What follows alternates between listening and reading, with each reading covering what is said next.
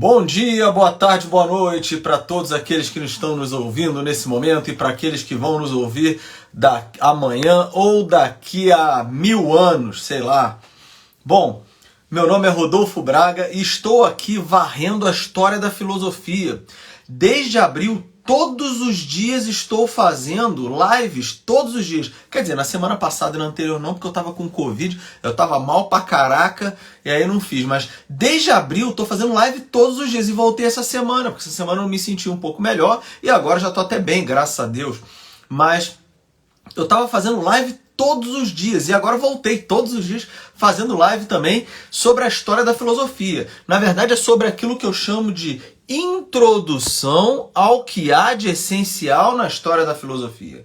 Então, se você quer entender o básico da filosofia, eu te recomendo. Vai lá no meu IGTV, procura lá numa seção lá que eu já separei direitinho, História da Filosofia. Isso também tá lá no YouTube também, se você quiser ir lá no YouTube, no canal da Academia Areté, tem uma playlist lá, né, só sobre história da filosofia. Essas lives aqui estão todas indo para lá, para aquelas pessoas que querem acompanhar detalhadamente esse assunto lá. Então, assim, se eu fosse você, que está me ouvindo agora nesse momento, ou que vai ouvir depois também, obviamente, vai no meu perfil do Instagram ou então lá no canal da Academia Areté no YouTube e faz o curso completo, porque você vai ter uma boa base do que é a história da filosofia. Modéstia à parte, eu estou fazendo um bom trabalho. Para vocês terem uma ideia, hoje é a 48ª aula de História da Filosofia. São 48 aulas até agora. Isso tudo gratuito. Pode ir lá, não tem problema nenhum. Isso é muito bacana. É claro que eu faço uma propaganda aqui de vez em quando do meu site, do Clube de Debate e Oratória que eu estou lançando, né? É só você visitar lá, né? www.academiaareté.com.br e você vai ter acesso ao Clube de Debate e Oratória. Já tem 4 turmas formadas aí durante a semana e estamos indo com tudo aí. Graças a Deus o negócio está fluindo, as turmas estão muito interessantes. Nosso amigo numérico aí, ó, tá falando que teve aí em boa parte das aulas. É verdade, numérico. Muito obrigado. Então, assim, e eu costumo dizer o seguinte, se a pessoa quer ter uma noção básica, isso que eu estou fazendo aqui é o seguinte, olha, eu estou pegando o cara meio que pela mão, desculpem, estou pegando o cara meio que pela mão e conduzindo o cara, por exemplo, como se assim, um sujeito que acha que tem uma noção de filosofia, eu tô pegando ele pela mão e tô dando bons elementos para ele entender um pouquinho mais profundo o que é introdução à filosofia. Então, tanto é que o que eu chamo aqui é introdução ao que há de essencial na história da filosofia. Eu não estou nem fazendo uma história essencial da filosofia. Eu estou fazendo uma introdução ao que há de essencial. Então, para aquele aluno que quer, na verdade, para aquela pessoa que quer entender o básico de filosofia, é só vir fazer o meu curso, fazer esse curso aqui que está gratuito. E eu estou fazendo aula todos os dias. Normalmente as aulas começam aí a partir das 10h30, a partir das 10 horas, enfim. Isso não tem horário muito fixo, não. Meu compromisso é em fazer todos os dias. E aí, se vocês quiserem assistir depois, vocês podem assistir depois. Meu compromisso é fazer as aulas aqui. Não estou nem muito preocupado com o público. Que tem dia, vou ser honesto pra vocês, tem dia que não tem ninguém assistindo. Porque eu tô lá meia-noite fazendo live, tá entendendo? Então, assim, meu objetivo é fazer uma live todo dia. Hoje é sexta-feira, amanhã eu não vou fazer, domingo também não, eu volto na segunda-feira, tá bom? Mas eu estou fazendo live todos os dias sobre esses temas de essencialidade da história da filosofia. E nós estamos no Aristóteles. Essa daqui deve ser a 17ª, 18ª aula já sobre Aristóteles. Espera aí. 16, 17, 18, 19. Essa aqui é a 20ª aula de Aristóteles. Para vocês terem uma ideia como é que nós estamos aprofundando o negócio. Não é um nível de profundidade absoluta, é um panorama geral, mas é um panorama geral que vai fazer com que você possa, principalmente esses jovens aí que de repente estão prestes a entrar na universidade e querem chegar na universidade com tudo mesmo, assim, com bastante pressão, sabendo que a coisa se trata, que a filosofia se trata, eu garanto, o cara vai poder entrar em qualquer curso de humanas, arrebentando, mandando muito bem, sabendo os principais fundamentos da sua ciência, porque isso nós estamos trabalhando aqui no decorrer do nosso curso, tá bom?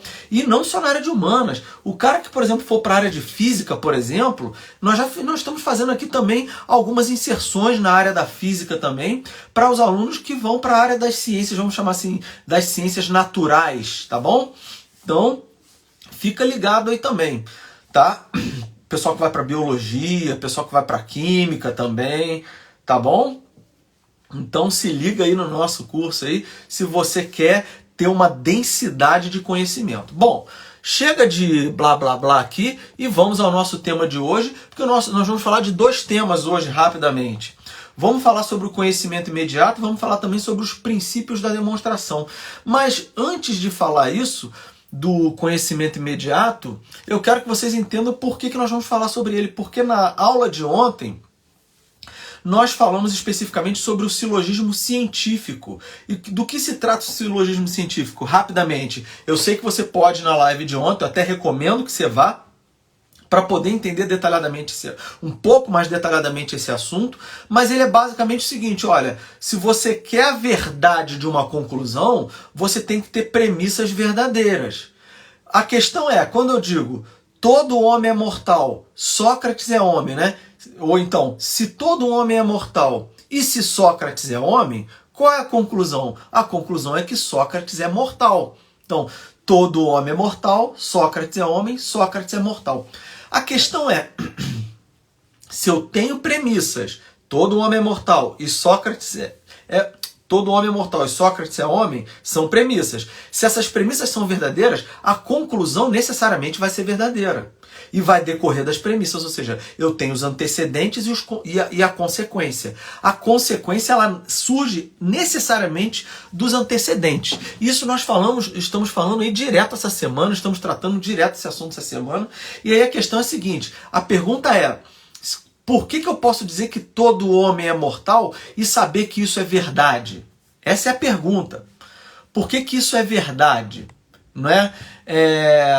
Uma coisa que já orienta o nosso conhecimento, aqui, a nossa busca aqui pela sabedoria, né? Ou seja, na filosofia aqui mesmo, é o seguinte. O silogismo que nós vimos então, ele é um processo dedutivo. Isso significa o seguinte, olha, se eu tenho uma premissa, né? Todo homem é mortal. E se eu tenho outra premissa, Sócrates é homem, né? Ou seja, eu tenho uma premissa maior, uma premissa menor, eu deduzo a conclusão.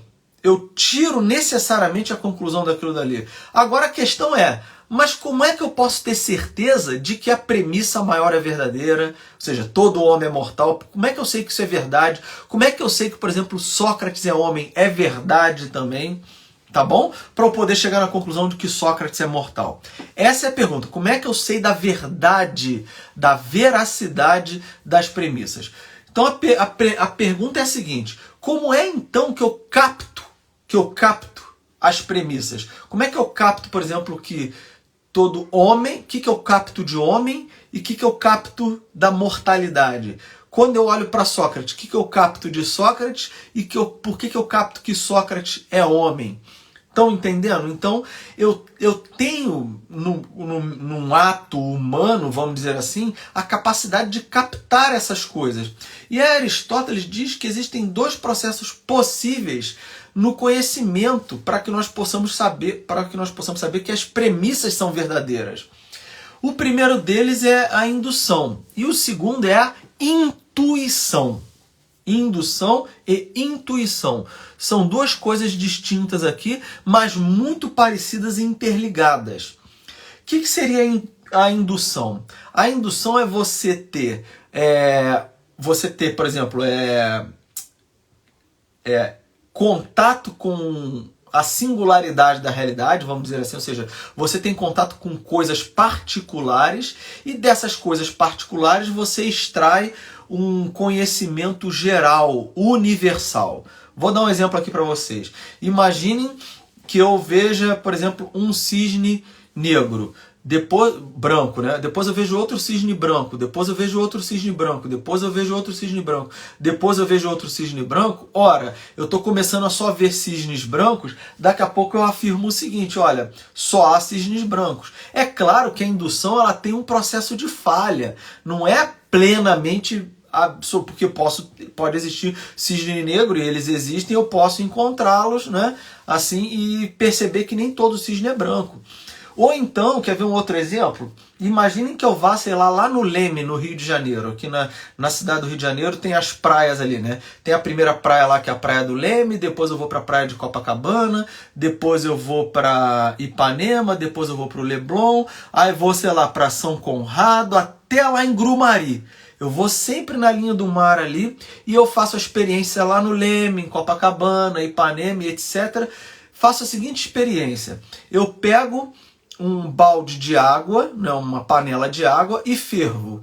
E coloco um termômetro ali. E observo que no Leme a água ferve a 100 graus Celsius no nível do mar. Vou em Copacabana, observo que ela ferve a 100 graus Celsius. Vou a Ipanema, ferve a 100 graus Celsius e assim sucessivamente.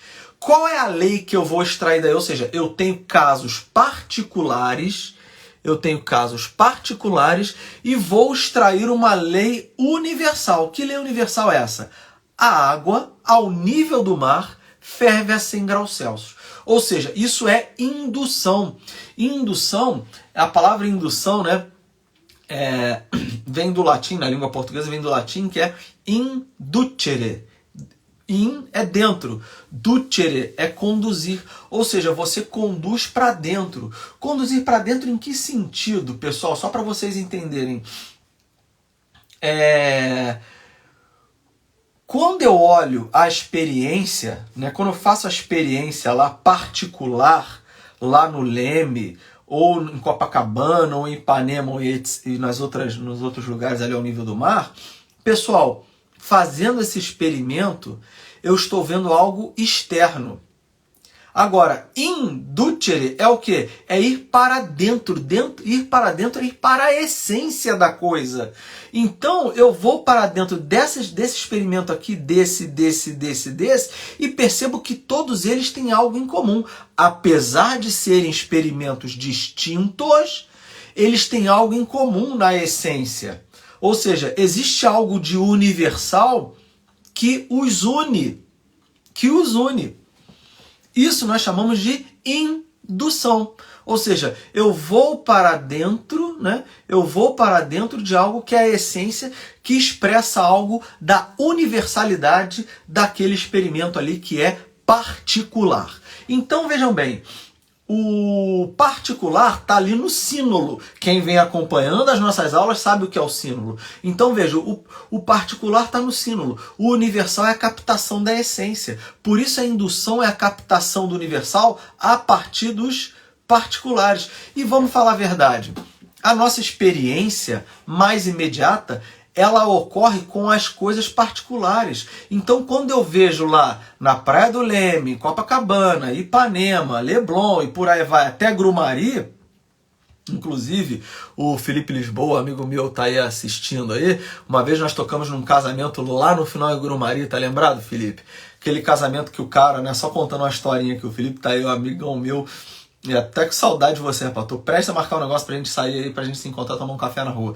Mas lembra que era assim, o casamento era na beira da praia, e do outro lado era a casa de festa. A gente tocou ali na beira da praia, ali, os noivos tocando. Eu lembro que passou um cara, tava todo muito bonitinho ali, preparado para entrar no casamento e tal. A gente já tava a postos ali. Aí não sei se você lembra que passou um cara gritando com a cabeça pro lado de fora assim, não casa não, vai se arrepender. Não sei se você lembra disso. Foi muito engraçado, todo mundo ria pra caramba, cara, daquele negócio, né? Enfim, quanta bobagem que eu tô falando, né? Mas aquela história foi muito engraçada, eu acho. Eu lembro até hoje. Bom, então você tem ali o experimento particular que te conduz a uma lei universal. Bom, a intuição, lembra, né? A indução é isso, só eu perceber várias coisas particulares e captar, por exemplo, o que há em comum entre elas e criar uma lei universal. Por isso que eu posso dizer que Sócrates é mortal. Ou eu posso dizer que eu mesmo sou mortal. Eu não morri, eu não fiz a experiência de eu morrer, mas eu sei que eu sou ser humano. Outra coisa, por exemplo, se eu analiso as pessoas que estão por aí, eu sei também que elas elas também não vão ficar aí para sempre, vão morrer, né? Mas por que eu sei isso? Por eu ter visto vários experimentos, eu ter tido essa experiência de ver pessoas morrer, e aí eu chego a essa conclusão, olha, todo homem é mortal.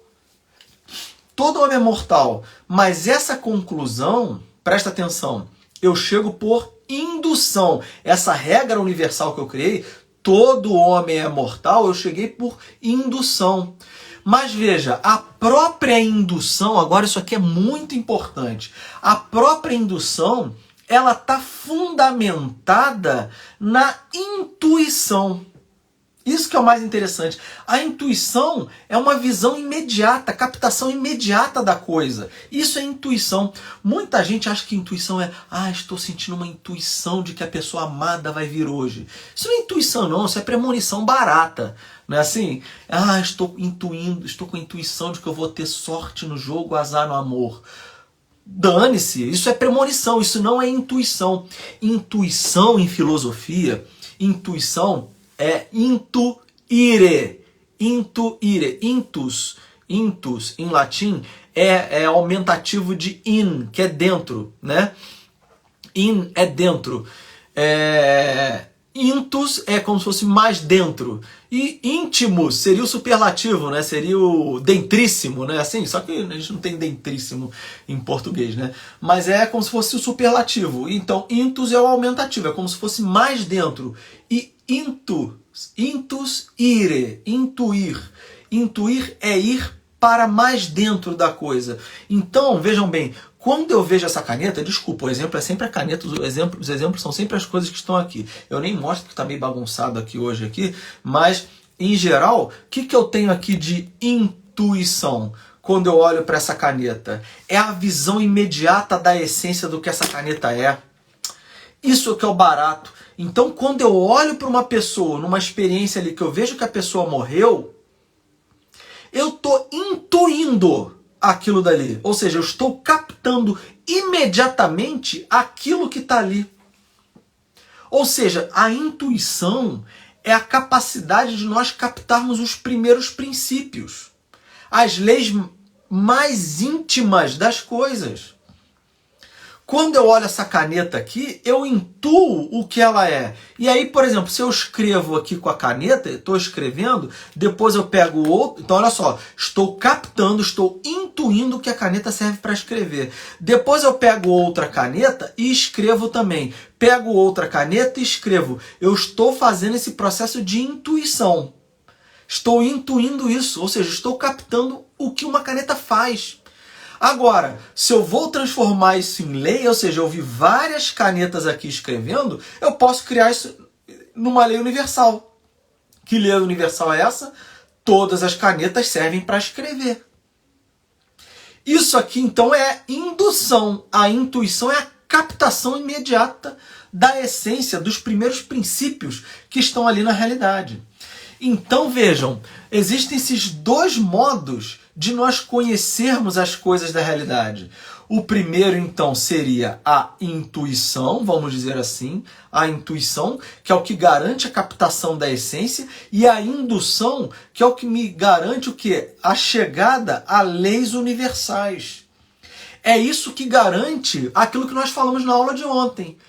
A verdade de um silogismo, ou seja, a demonstração científica, o silogismo científico, ele está fundamentado nisso que nós estamos falando aqui agora. Na intuição, que é a captação dos primeiros princípios que estão ali nas realidades que nós vemos, e na indução, que é o quê? A captação de leis gerais que fazem parte da estrutura da realidade. Ok? Então vejam, dito isso, nós podemos passar para a segunda parte da aula de hoje, onde nós vamos falar dos princípios da demonstração. tá? Então, assim, o que uma ciência tem que ter em geral, tá? Então, primeiro de tudo, nós sabemos o seguinte, nós já vimos isso daqui. As premissas são captadas ou por indução ou por intuição. Acabamos de ver. As premissas, elas são captadas assim, não. Como é que eu sei que todo homem é mortal? Porque eu já vi um homem morrer, depois ou seja, eu intuí aquilo dali, depois eu vi que outro homem morreu, fiquei sabendo da notícia de um outro também que morreu, então eu vou captando essas coisas da realidade e aí eu induzo na seguinte regra geral: todo homem é mortal. E eu sei que ela é verdadeira por quê? Porque o meu conhecimento da realidade é verdadeiro. Isso vai ficar mais claro lá depois, quando nós falarmos do conhecimento em Santo Tomás de Aquino. E esse conhecimento em Santo Tomás está baseado aqui no Aristóteles. Mas é que eu prefiro falar lá em Santo Tomás, porque lá está mais bem explicado, mais bem organizado. É só por isso que eu prefiro falar lá por Santo Tomás, tá bom? Só por isso aí, não é por nenhuma outra questão não. Agora, então quais são os princípios da demonstração? Quais são os princípios da demonstração científica em última instância? Primeiro de tudo, cada ciência, isso aqui é muito importante, cada ciência adota premissas e princípios que são próprios dela. Nenhuma ciência vai adotar um princípio que é próprio de outra ciência. Pode até ser um princípio que seja comum. O princípio pode ser comum entre uma ciência e outra. O princípio pode ser comum, mas as ciências elas têm a tendência a ter os seus próprios princípios que são próprios dela e não de outra ciência.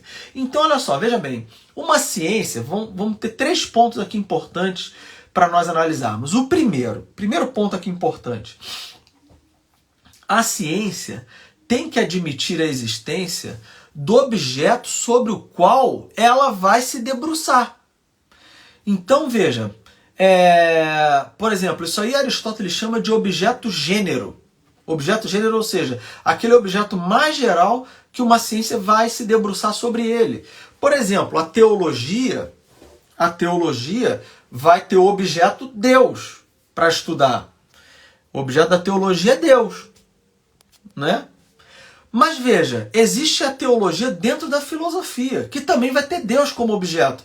Então nós temos a teologia sobrenatural, que é a teologia revelada, e tem a teologia natural, que é Deus estudado pela filosofia, que é mostrando a razoabilidade da existência de Deus e das coisas relacionadas a Deus. Então nós temos essas duas coisas aí. O objeto é Deus, mas a teologia vai abordar Deus sob um certo aspecto e a filosofia natural, no caso a teologia natural, vai observar, vai estudar Deus sob outro aspecto diferente desse anterior.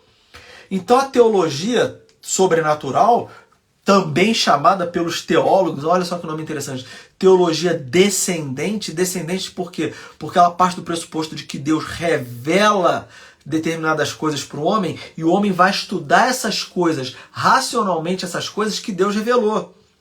Isso é teologia descendente, também chamada de teologia sobrenatural. Agora, existe a teologia natural ou teologia ascendente, porque é o homem querendo subir até Deus para poder entender as coisas de Deus. O homem consegue ter um determinado acesso, mas não pleno, porque a razão é limitada. Nós temos que falar isso aqui também. Então vejam, nesse sentido, a ciência ela tem que admitir a existência do seu objeto, tá? Do objeto que ela está pretendendo estudar. Mais um exemplo aí, por exemplo, a aritmética vai assumir a existência da unidade, porque da unidade surge a dualidade, a tríade, logo em seguida, estão percebendo? E por aí vai. A geometria, que é diferente da aritmética, vai assumir a existência, por exemplo, da grandeza espacial, né? Por exemplo, você falar de linha, aí depois da linha você tem como um comprimento, uma base, ou seja, daí você já tem um quadrado, que é a bidimensionalidade, não é verdade? Se você tem um quadrado, você puxa uma altura, você já tem o quê? Já tem a tridimensionalidade, porque você já tem um paralelepípedo, um cubo aí, enfim. a esfera, enfim. Aí você vai para âmbitos aí cada vez mais profundos dentro da própria geometria.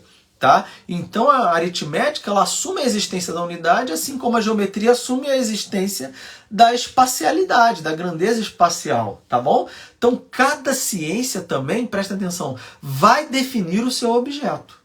Como eu falei, a teologia transcendental, a teologia sobrenatural, ela vai definir o seu objeto, a teologia natural vai ter que definir o seu objeto, a aritmética o seu objeto, desculpa. A geometria, o seu objeto, a aritmética, enfim, cada ciência vai ter que definir o seu próprio objeto. E aí, olha só, ela vai definir, aí entra o segundo ponto. O primeiro, então, é o fato de que cada ciência tem que admitir a existência do objeto sobre o qual ela vai estudar. O objeto sobre o qual ela vai se debruçar ali. Tá bom? Esse é o primeiro ponto. E o segundo é que cada ciência também vai definir o significado dos seus termos, dos termos que vão ser usados. Então, por exemplo, quando eu falo em síntese na biologia, né? Síntese na biologia não é a mesma coisa que síntese na língua portuguesa, que não é a mesma coisa que síntese na filosofia. Estão entendendo? Porque lá na língua portuguesa, síntese é uma coisa, na biologia é outra, na filosofia é outra. Então, cada uma das ciências tem que definir os termos que ela vai utilizar. Por exemplo, é a aritmética que vai definir o que é par ou ímpar. Ela vai definir lá dentro dela o que é par ou ímpar. Lá na geometria, a geometria vai definir o que é mensurável, o que é incomensurável, por exemplo, ou imensurável, aquilo que dá para medir, aquilo que não dá para medir. Não é verdade? É a geometria que vai definir esse tipo de coisa. Por exemplo, se eu tenho um quadrado de lado 1 na geometria, vamos dar esse exemplo aqui. Eu tenho um quadrado de lado 1, qual seria a diagonal desse lado 1? Não é verdade? A diagonal desse lado 1. Como é que se faz a conta disso? Né? Você sabe que é um número irracional. Não é um número exato, papum, ali bonitinho. Não é. É um número irracional, é a raiz de um número. Então vejam, nesse caso nós temos um problema, mas a geometria ela tem que falar, olha só, isso aqui não tem uma exatidão. Ela tem que admitir esse tipo de coisa, tá? Mas isso é problema deles. E olha só, vejam bem, esses termos que elas estão propondo, então lá o primeiro ponto que nós falamos, ela tem que admitir o objeto segundo o qual ela vai estudar, segundo o qual ela vai se debruçar. Segundo, ela vai definir os seus termos. Só que esses termos que ela vai definir, ela tem que demonstrar esses termos também. Tá bom? Ela tem que demonstrar, por exemplo, o que é par, o que é ímpar. No caso da aritmética, a geometria tem que definir o que é mensurável, ou seja, aquilo que pode ser medido, ou imensurável, aquilo que não pode ser medido. Isso aí, cada uma das disciplinas vai ter que estudar. E um terceiro aspecto aí, então, qual é o primeiro? Ela tem que admitir qual é o objeto sobre o qual ela vai se debruçar. Segundo caso aqui, é ela definir os seus próprios termos e demonstrá-los. E o terceiro caso, a ciência ela tem que usar certos axiomas, que são proposições verdadeiras, que sirvam de base para tudo aquilo que essas ciências querem estudar. E olha só, esses axiomas eles devem necessariamente sair de uma verdade intuitiva, tá bom? Por quê? Porque é da verdade intuitiva que surgem as demonstrações científicas, como nós vimos. Então vejam, as ciências em geral, elas têm que usar axiomas. O que seria um axioma? É uma proposição verdadeira que você capta por intuição e é dela que você o quê? Extrai as outras verdades, as demonstrações dentro daquela determinada ciência. Quer ver um exemplo de axioma? Um exemplo de axioma que se aplica a várias ciências, não a uma única apenas, mas a várias. Por exemplo, se eu digo assim, olha, se de iguais tiram-se iguais, permanecem iguais. O que significa isso? Vamos supor, eu tenho 4 e 4. Olha só, eu tenho iguais. Vou tirar iguais. Tirei 2 de cada lado. O que eu permaneci? permaneci igual, ou seja, 2 é igual a 2. Isso é um axioma. Isso é um axioma que eu percebo da realidade. Ou seja, se de iguais tiram-se iguais, permanecem iguais. Então, eu continuo com iguais aqui também, né? Ou seja, isso é um axioma, isso é universalmente válido, não tem como discutir contra isso. Isso é um princípio, o axioma é um princípio aqui que sai o quê? De uma proposição verdadeira.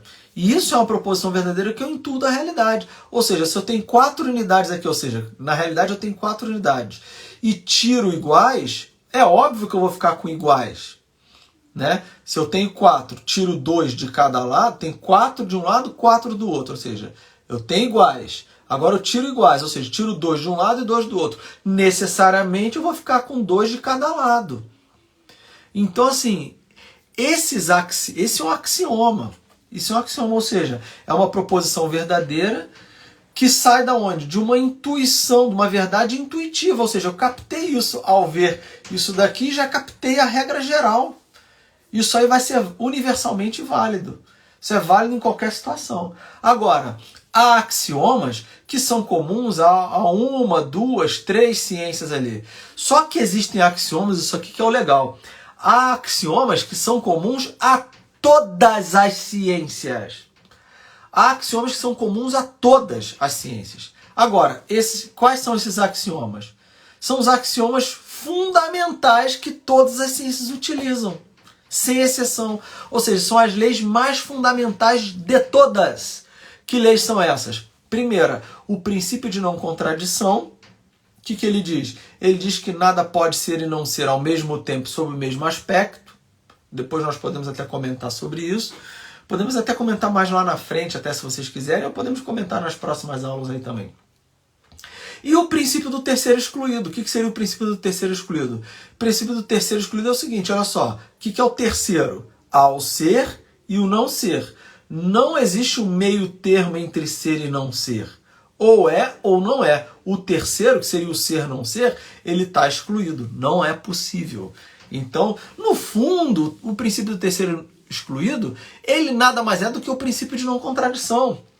E aí é muito interessante porque, assim, o princípio de identidade, que também é decorrente do princípio de não contradição, no fundo são 3 princípios que se resumem a um só, no final das contas. Tem gente que gosta de falar mais do princípio de identidade. É que o princípio de identidade, Aristóteles não tratou dele especificamente, mas ele está implícito ali no princípio de não contradição e no princípio do terceiro excluído. Tá bom? E esses princípios, eles são chamados de princípios transcendentais, porque eles são válidos para toda forma de pensamento. Tanto o princípio de não contradição, quanto o princípio do terceiro excluído. E o princípio da identidade também, obviamente. Tá? Algumas características desses princípios. Primeiro, eles são conhecidos por si mesmos. Ou seja, só você ter contato com a realidade que você percebe que uma coisa não pode ser e não ser ao mesmo tempo sob o mesmo aspecto. Isso é impossível. Outra coisa, eles são os primeiros.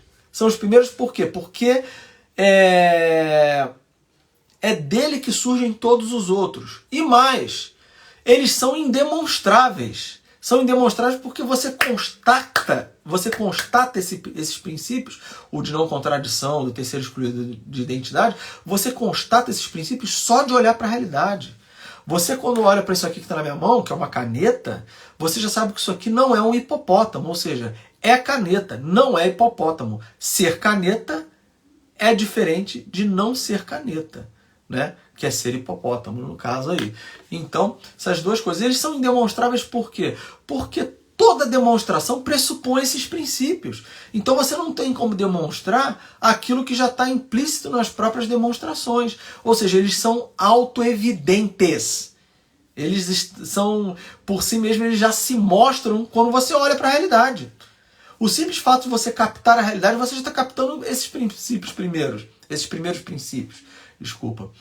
Tá? E então é isso, chegamos ao final, né? Falamos dos princípios aí, né, da demonstração, falamos desses princípios mais importantes, falamos que a ciência tem que admitir o seu objeto, é a própria ciência que nomeia os objetos e demonstra os termos, né, dos seus objetos, e a ciência usa axiomas. E existem axiomas que são comuns a mais de uma ciência, e existem axiomas que são universais, são axiomas transcendentais, porque eles são válidos em absolutamente todos os casos, como os princípios de não contradição, do terceiro excluído e o princípio da identidade. Ok? E agora é o seguinte, cabe uma pergunta aqui. E quando, porque nós estamos falando aqui da verdade da conclusão, né? Da verdade do silogismo. Mas a questão é, e quando as premissas são prováveis? Quando as premissas são prováveis, você não tem veracidade das premissas. É o tema da aula que vem, da próxima aula. Na próxima aula nós vamos tratar disso daí, olha só. Vamos tratar do silogismo dialético, vamos tratar do silogismo erístico e dos paralogismos, tá bom? Que vai versar sobre essa questão de quando nós temos opinião, não temos certeza ali, não temos a veracidade das premissas. Como é que acontece então, tá bom? É isso que nós vamos tratar na próxima aula, na aula de segunda-feira. Espero ver vocês lá. Lembrando, entrem ali no www.academiaareté.com.br para você ter acesso ao nosso clube de debate oratória, nossos clubes, né, de debate oratório que já estão a todo vapor. Ali você vai poder ajudar, de repente, perceber que os jovens podem aprender a falar bem, argumentar bem, saber desmontar argumentos falaciosos. Vai ser muito legal esses exercícios que nós vamos fazer nos nossos clubes aí de debate e oratória. Bom, pessoal, por hoje é só. Muito obrigado pela presença de todos e que tudo seja feito para a maior honra e glória de nosso Senhor Jesus Cristo.